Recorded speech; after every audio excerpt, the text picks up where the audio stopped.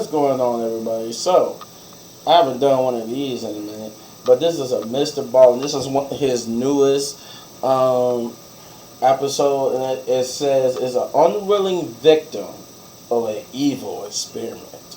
So, this is a long video.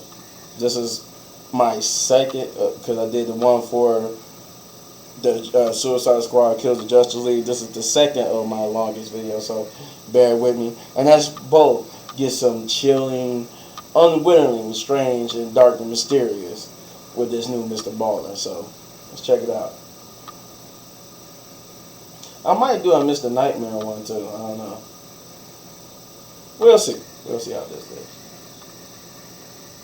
In the early morning hours of March 1st, 1954, a Japanese fisherman was asleep inside of his bed on board this fishing vessel when suddenly he sat up because the room he was in was now completely illuminated in this unbelievably bright orangey white light. Now, he looked at his watch and saw it was too early for sunrise, and so whatever this light was, it was not the sun. And so this fisherman leapt out of his bed, he ran upstairs to the top deck, and he looked out towards these lights in the sky, and then the lights just vanished. And so for a minute, this fisherman and the rest of the crew were kind of relieved because they're thinking, okay, this seemed bad, whatever it was, but it's gone now. However, they didn't know this yet, but those lights were just the beginning of a 2-week-long nightmare that would go down in history as the first time ever humans experienced this particular horrible, horrible thing. But before we get into that story, if you're a fan of the strange, dark, and mysterious delivered in story format, then you've come to the right place because that's all we do, and we upload once a week. So, if that's of interest to you, the next time the like button is fast asleep, secretly take their phone and change the language settings to Chow Katongo Mixtech. Also, please subscribe to our channel and turn on all notifications so you don't miss any of our weekly uploads. Okay, let's get into today's story.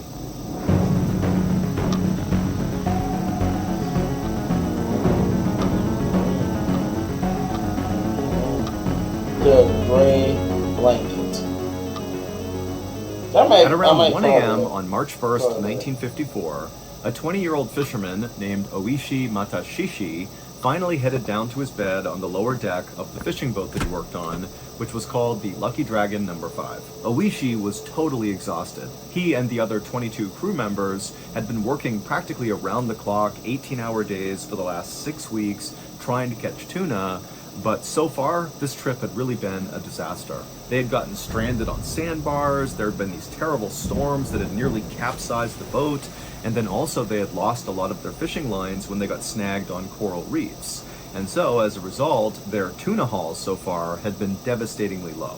And Oishi and the rest of the crew were very aware of this. In fact, Oishi was very worried that he would not bring home enough money to support his family.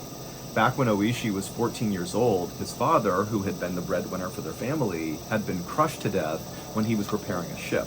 And so now Oishi had stepped into that patriarch role, taking care of his mother and his 5 other siblings. And so Oishi really needed a solid paycheck from this trip, and it wasn't looking like that was going to happen. And so Oishi staggered his way into his small room, and he collapsed onto his bed, and as he lay there trying to sleep, he felt the ship gently rocking side to side. The ship, the Lucky Dragon No. 5, was anchored relatively close to the Marshall Islands, which is a strip of islands right about halfway between Hawaii and Australia. But what's unique about the Marshall Islands is they sit over these huge ancient underwater volcanoes. Now, these volcanoes are dormant, but the captain of the Lucky Dragon No. 5 was weary enough about getting too close to these dormant volcanoes in fear they might erupt, that he intentionally kept them about 80 miles or so away from the Marshall Islands. And so eventually, Oishi did drift off to sleep in his bunk, but 5 hours later, Oishi suddenly sat up wide awake because the little room he was in was now completely flooded with this very bright yellowy light. And so Oishi, he's kind of confused. He felt like it was too early for sunrise, and he checked his watch, and he saw it was only 6:45 a.m. And so yes, it was too early for sunrise. So whatever this was, it was not the sun. And then when he went to the little porthole window where all this light was coming in, he had to squint his eyes, but he looked outside and he couldn't tell where this light was really coming from or what it was, but he could clearly see it was coming from the west, and the sun rises in the east. So really, whatever this light was, it was not the sun. At the same time, the rest of Oishi's crewmates who were in this room with him, they were also starting to wake up and kind of looking around like, what's going on here? And then without even saying anything, all of them just rushed out of the room and ran upstairs to the top deck to look around and see what was going on. And when they got up there, Oishi looked out towards the west where these lights were up in the sky, and he couldn't really see a clear point of origin. It wasn't like there was an obvious thing creating these lights. It was more like the western sky was just unbelievably bright and yellow and orange, and it seemed like the light was kind of hovering over where the Marshall Islands would be. And so everyone's thinking, is it possible this is a volcano eruption? Is there something else going on here? And then as the crew is just watching in stunned silence at all these crazy lights in the sky, the lights kind of began to fade and they turned blue and purple, and then they just went away, and the entire crew was pitched back into darkness. And as everyone's just standing around having no idea what to make of these lights, the oldest crew member on board, who was 40 years old, he said the one thing that everybody kind of in the back of their mind was thinking about but didn't want to say. The oldest crew member just said, atomic bomb. Just 9 years earlier, the United States had dropped 2 atomic bombs on Japan to end World War II. Now, Oishi, who was Japanese, he was 11 years old at the time this happened, and it had a profound impact on his life and his family's lives, his friends. I mean, anybody who was alive when this happened, it changed everything. But as Oishi and the rest of his crew were kind of staring out to the west, which was all dark at this point, Oishi thought, there's no way this could have been an atomic bomb.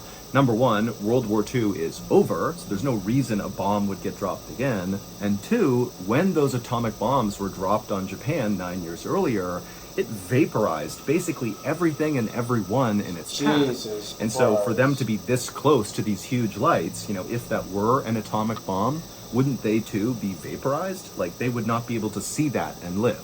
And so Oishi began to tell himself, okay, it probably was not a volcano eruption, it probably was not an atomic bomb, I don't know what it was, but we're okay. And while many of the other people on board the ship felt the same way Oishi did, very quickly the call came out amongst the crew to just go ahead and bring in the lines right now. We don't know what these lights were, but we need to head back to port back in Yaizu, Japan. And so quickly, Oishi and the rest of the crew got to work pulling these lines in and prepping the boat to head back to port. And then at some point after Oishi had done what he was supposed to do, he began walking his way down below to the galley to get some food. But when Oishi was about halfway, he suddenly heard this deafening explosion outside coming from the west where these lights had been, and immediately Oishi just jumped onto the ground, covering his head, thinking that was going to protect him. And as he's laying there listening to this unbelievable exploding sound, he's thinking, oh my gosh, one of those volcanoes under the Marshall Islands has indeed erupted. That's what's happening. And any minute now, a giant tsunami wave from this eruption is going to flip us over. We're going to get killed here. And so Oishi, as this massive exploding sound is going on, he jumps to his feet and he runs upstairs, and he finds the majority of the crew that was still up there had jumped to the ground, and they were just kind of protecting themselves. A couple braver crew members had stood up and were kind of looking out towards the west to see if they could see what was going on, but there were no lights now. It was just these crazy loud exploding sounds coming from the west. And then suddenly all the sound stopped, and Oishi and the crew at that point braced for what they believed was this inevitable tsunami wave that was going to hit them. But the weird thing is after the exploding sound stopped, everything was totally calm. In fact, Oishi glanced over the edge of the boat and he saw the water was totally placid, more calm than normal. And after a few more minutes went by and no massive tsunami wiped them all out, the crew was like, what's going on here?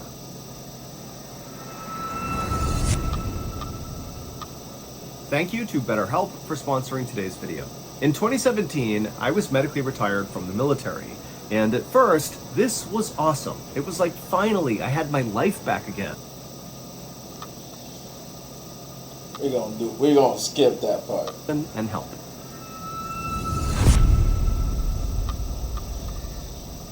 And so as Oishi and the rest of the terrified crew on deck began exchanging wild theories about what these lights and these sounds could have been, ranging from, again, the volcano, or maybe an atomic bomb, or some said maybe an asteroid hit the Earth. And as they're doing that, the ship captain called out again, hey, finish pulling in the lines. We need to get out of here right now. We don't know what that was. We don't know what's coming next. We gotta go. Now, for reference, pulling in these lines was not as simple as it sounded.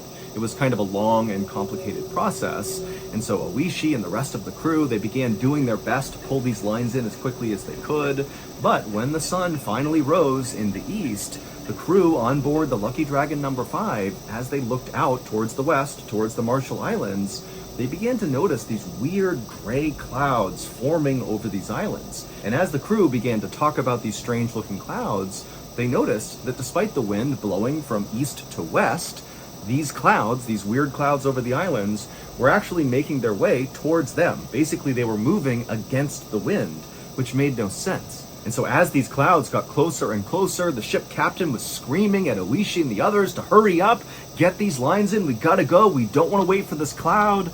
But it just was taking so long to pull in these lines, and before long, these weird gray clouds had moved directly over them and blocked out the sun. It was like it was nighttime all over again. And as soon as these clouds were right above them, Oishi and the others, they just stopped and looked up. And suddenly, it started to rain. Except not normal rain. It was like this weird milky substance, like gray milky color, and it was also hot.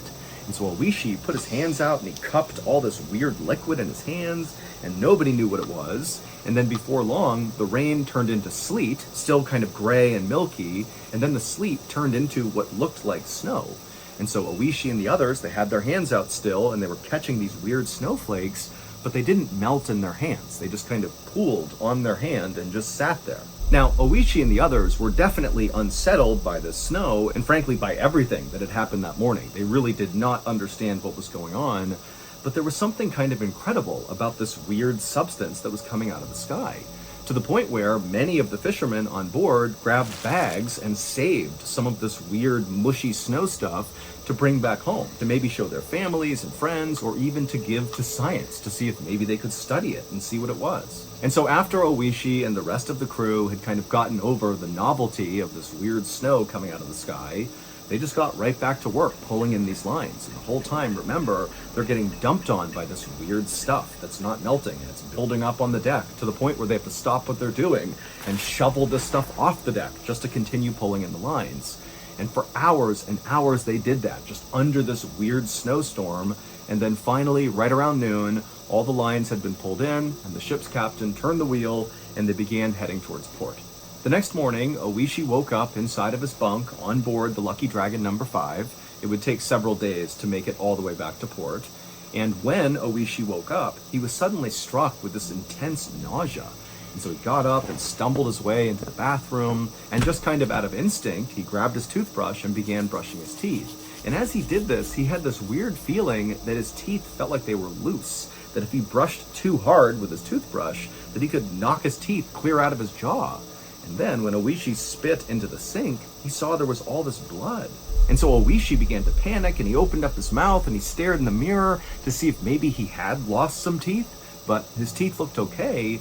But again, everything felt wrong, and he felt so sick. And so Oishi, he left the bathroom and went upstairs to the top deck. And when he got up there, he saw many of the other members of the crew, and they looked terrible. Their skin was a weird gray color, and some of them had blisters all over their skin. And so to Oishi and to the other crew members, it now seemed kind of obvious that whatever was coming out of the sky, that weird milky substance and that weird snow that didn't melt, clearly it must be toxic in some way, or maybe it's led to some horrible allergic reaction. And so Oishi and the others began referring to the stuff that came out of the sky as death ash. And the fishermen who had gathered up a lot of this death ash into bags to bring back home were now too scared to even touch the bags. Like, they wanted to take the bags and dump the contents overboard, but the fear of interacting with that weird death ash was too much. And so there were these bags kind of draped all over the ship that nobody went near that contained this stuff.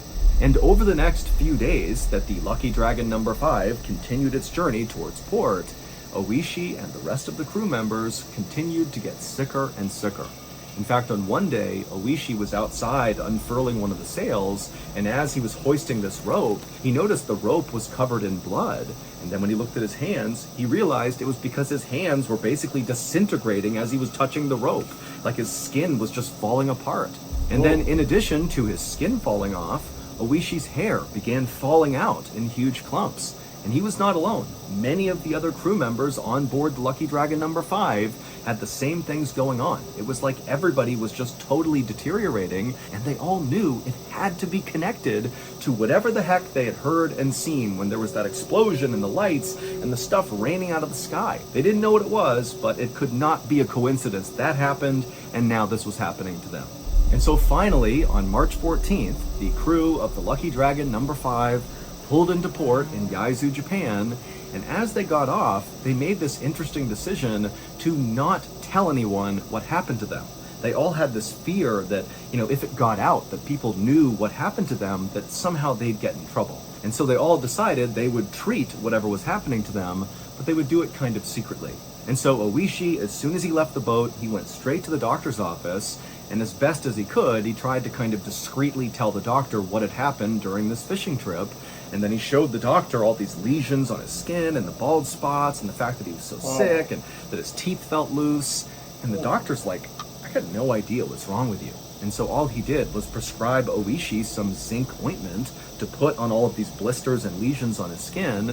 And he told Oishi that, this should work, it should clear everything up, and you should be okay, but, come back if this ointment doesn't work. A few hours later, a woman was inside of her home in the port city of Yaizu, right near where the Lucky Dragon number 5 had docked, when she heard a knock on her front door. And so she put her broom up against the wall, she walked to the front door, she opened it up, and standing right outside was this horrible looking man who had gray skin and lesions all over him and all these bald spots, and he was smiling and his teeth were all red, like there was blood all over his teeth. And for a second, she thought about slamming the door, but then she looked more closely and she realized it was her neighbor, Oishi. As soon as she realized this, she said, Oishi, what happened to you? And he just kind of shrugged his shoulders like he didn't have a way to explain all of this. And then he held out a small gray package and he just said, here's some extra fish that we caught on the last fishing trip I was on. I just wanted to give it to you. And the woman, who was still totally caught off guard by how terrible Oishi looked, she just turned and pointed at her kitchen table, telling Oishi to put the fish on the table. And so Oishi came inside and limped his way into the kitchen and put the package down. And then when he turned to leave, the woman stopped him and she said, Oishi, tell me what's going on here. You look horrible. You have all these bloody bandages on you. Was there a fire on the boat? Was there some sort of accident? Tell me. And so Oishi, he looked down for a second and then he looked back at her and said, I'm sorry, I can't tell you. Because again, remember, Oishi and the rest of the crew had decided they were not going to share details of what happened. And so this woman, who really liked Oishi and wanted to make sure he was okay, she just said, okay, you don't got to tell me about it, but here, have a seat, we'll catch up about other things. And so Oishi, he nodded and took a seat inside the living room. And as he sat there, the woman went into the kitchen and she got a cup of water, she brought it back and she handed it to him. And Oishi, he took the cup with a trembling hand and he sat there drinking his water, just looking so terrible. And the woman, she really didn't know what to say. She did not understand at all what was happening, but she could tell, Oishi does not want to talk about it. And so to kind of break up the silence, she just began talking about stuff she had heard on the news. And the big news story that everybody was talking about was the science experiment that was done out near the Marshall Islands. And when this woman talked about a science experiment and the Marshall Islands, Oishi dropped his glass and it shattered on the ground, and he just stared at this woman with a look of absolute terror on his face. And at this point, Oishi decided he was not going to keep his story secret anymore, and so he told his neighbor what had happened out on the water, the explosions, the lights, the rain, the snow, all of it. And after he did, the woman became terrified and said, get out of my house, go, go, go. And so Oishi, he got up and he kind of ran out of the house, not really sure what was going on. And then the woman, after Oishi was gone, she turned and she realized the package of fish that Oishi had left was sitting inside of her kitchen. And so she screamed and she too ran out the door. Over the next few days, more and more of the fishermen from the Lucky Dragon number 5 began to talk about what had happened out on the water. And as those stories began to circulate, they began to make the news all over the world. And as this happened, fish markets all over Japan had to shut down and destroy thousands and thousands of pounds of fish in fear that it might have come from the Lucky Dragon number 5. And the reason why everybody was so scared of coming in contact with anything that had been on board the Lucky Dragon, whether it was the fish or the people, is because on March 1st, 1954, when Oishi was suddenly woken up by the bright light outside coming from the west, and then there was that loud explosion, and then the cloud and the rain and the snow, all of that was not a volcano, it was not an atomic bomb, it was not a meteorite, it was not a fire, it was that science experiment that was talked about on the news. The US military was testing a brand new weapon that is quite possibly the most lethal weapon ever made. It's called a hydrogen bomb, and for reference, hydrogen bombs are 1,000 times more powerful than atomic bombs. Now, they detonated this hydrogen bomb far away from all of civilization. However, the Lucky Dragon number 5 was just close enough to this explosion that the crew on board the ship became the first humans in history to experience something called fallout, which is when deadly radioactive particles from this explosion get thrown up into the sky from the blast, and then they rain down on you like snow. That weird material they were feeling that they called death ash, that's the fallout. It's all radioactive. And in fact, the actual material itself that was raining down on them was coral reefs. They had basically been liquefied from this hydrogen blast. They got shot up into the sky, and then that's what fell down on them. That's why it wasn't melting. It was coral reefs. And so the reason Oishi and the rest of the crew got so sick and their skin began falling off and their hair began falling off was because of their contact with this fallout, this death ash. And so once they began sharing their story of what happened out there and it began making the news, the crew of the Lucky Dragon was rounded up and sent to a special medical facility where they were quarantined, and unbelievably, only one of them died. He was the oldest crew member who had brought up that maybe the lights they had just seen was an atomic bomb. But even though the rest of the crew survived, they would spend the rest of their lives battling strange diseases and cancers, and many of them would become sterilized, and those that weren't, their children often had birth defects. As for Oishi, he gave up being a fisherman and instead became a dry cleaner, but he wound up spending the bulk of the rest of his life being an anti-bomb advocate and author until his death in 2021, when he would pass away at the age of 87. Wow. So it was in the winter of 2001, inside of a Southern California police department, a fax machine in the corner of the room suddenly came to life. A moment later, a few pieces of paper fell out of the machine onto a tray, and a police officer walked over and began reading them. And as he did, his eyes went wide, because the fax was a goldmine of evidence for an ongoing murder investigation that had begun to stall. So this was a major breakthrough. But as other officers rushed over to see the fax for themselves, they all started to feel like something was off about this fax. It just seemed too good to be true. But regardless, the police followed up on the contents of this fax, and sure enough, it did lead them to their killer. However, the killer was not who anyone thought it would be. MrBallen podcast. Just So that's going to do it. If you enjoyed today's story, that was crazy. That's crazy. But that's one of the reasons why I like these stories, because these are real life stories, but the way he tells it is just phenomenal. Wow. So it was I figure it was something had to do with radiation, and it basically was fallout. He said the radioactive fallout from bombs and stuff when that happens, and I guess they showed you what happened when you come into contact with the fallout. But that's crazy. That's really crazy. But you let me know in the comments down below what you guys thought, and if you enjoy my reaction to the latest MrBallen, you know what to do. You hit this button right here for more of my Season 3 reactions. And if you enjoy my videos so much, support the channel, you know what to do, guys. Hit those buttons. As always, hit any one of these videos for more of my amazing content. Also, let me know in the comments what you thought about this too. So, peace.